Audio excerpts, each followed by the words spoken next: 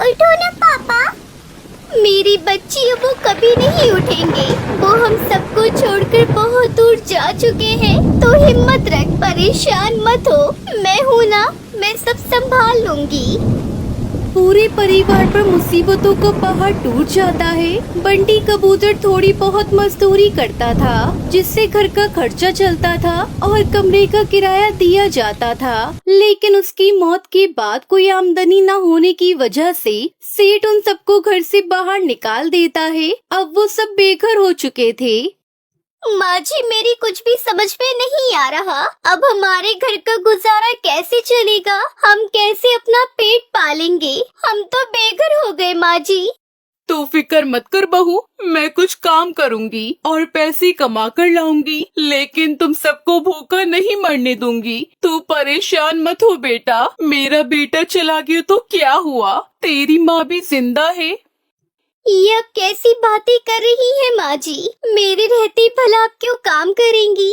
माँ जी, हालात इंसान को सब कुछ सिखा देते हैं। आप ज्यादा ना सोचें और इस घर की पूरी जिम्मेदारी मैं संभालूंगी।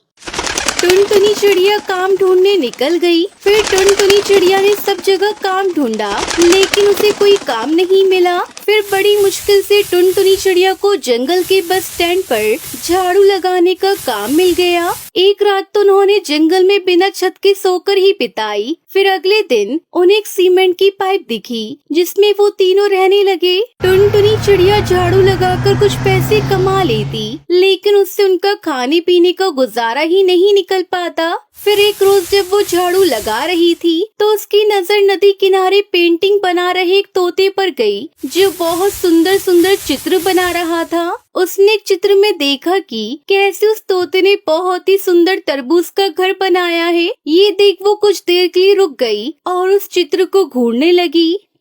अरे वाह, ये तरबूज का घर कितना सुंदर लग रहा है। काश हमारा भी ऐसा घर होता, तो हमें उस बदबूदार पाइप में नहीं रहना पड़ता। लेकिन मैं सोच रही थी, इस तरह तो हम भी तरबूज के घर बना सकते हैं, लेकिन इसके लिए ढेर सारे तरबूज लगेंगे। देखना, ऊपर वाले ने चाहा तो वो जरूर होगा जो मैं